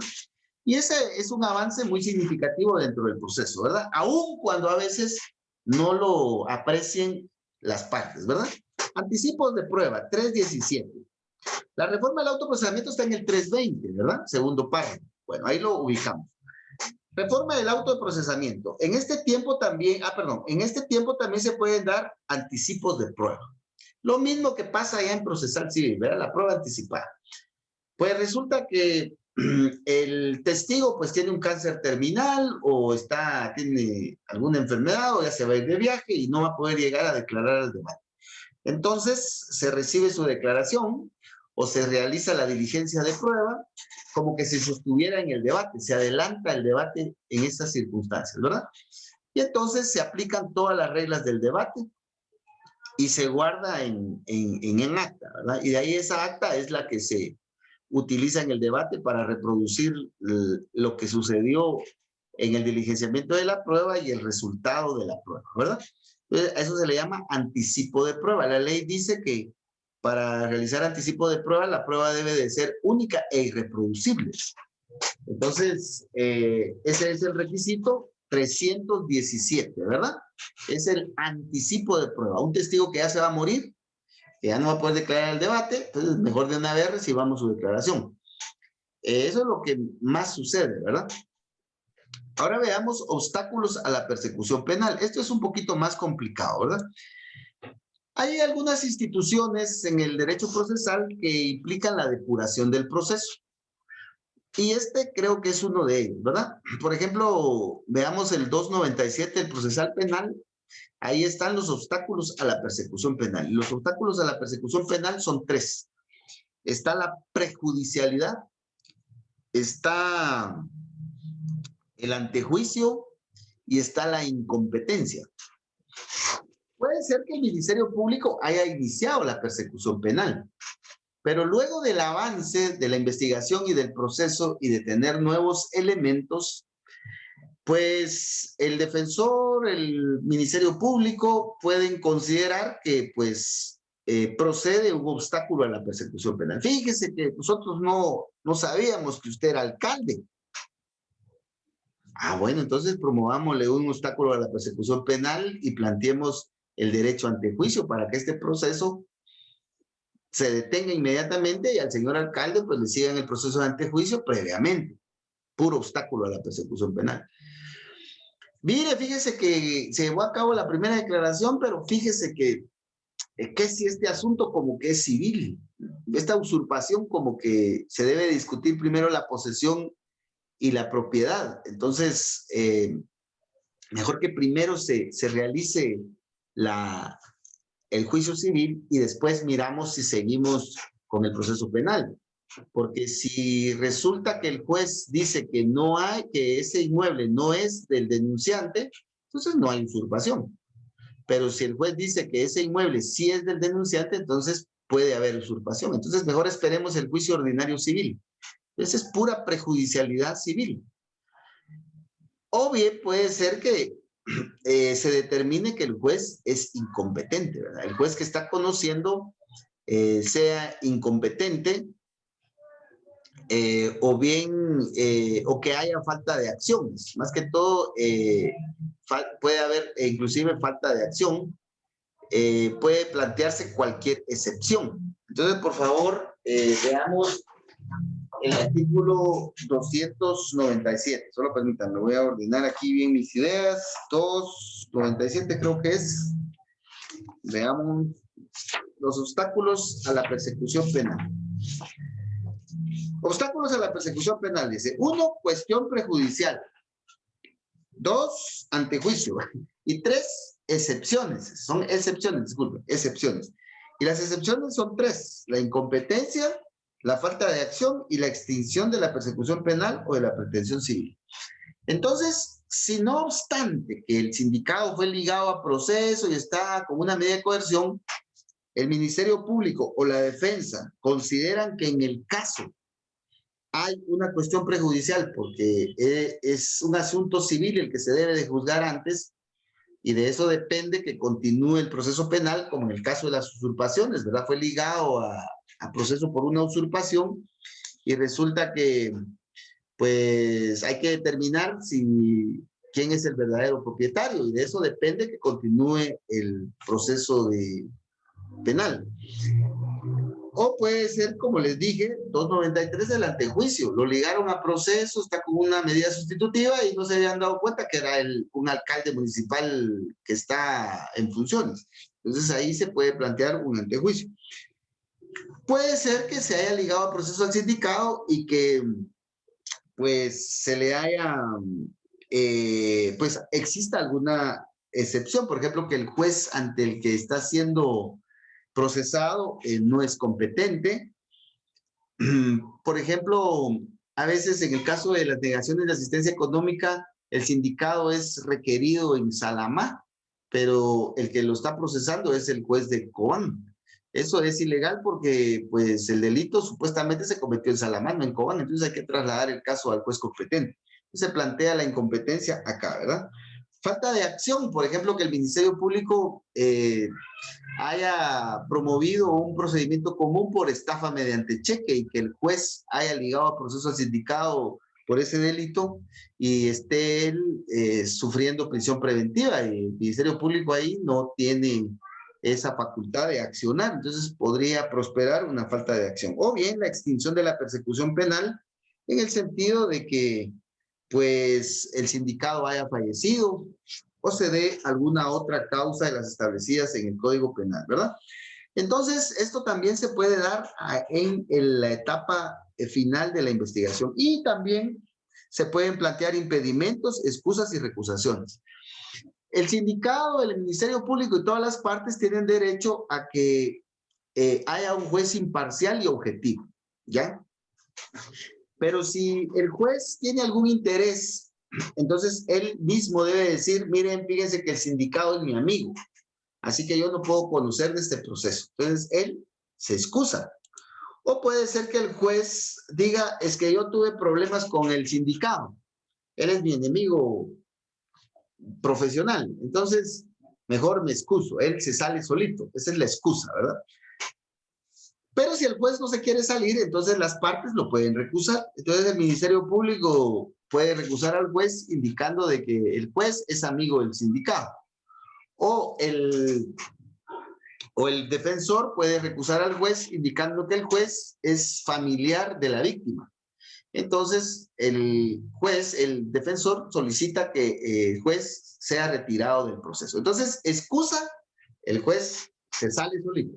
Recusación, las partes exigen de que el juez quede fuera del proceso y que sea otro juez el que conozca el caso. Los impedimentos, excusas y recusaciones están en la ley del organismo judicial y también en el Código Procesal Penal. Entonces, por favor, le dan una repasadita a ese estatuto para que vaya quedando claro, ¿verdad? Ahí pues está en el 62 en adelante, ¿verdad? Y también este tema tiene muchas incidencias, ¿verdad? Yo acabo de llevar unos casos en donde se plantearon algunas recusaciones y algunas excusas y miren que se complicó bastante, pero lo importante es tener la idea, ¿verdad?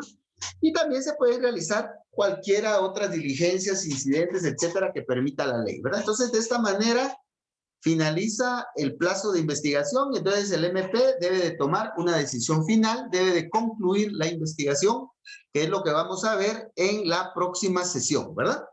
Entonces, si no hay preguntas ni comentarios, lo vamos a dejar por acá y nos miramos el próximo lunes, si Dios así lo permite, con derecho penal.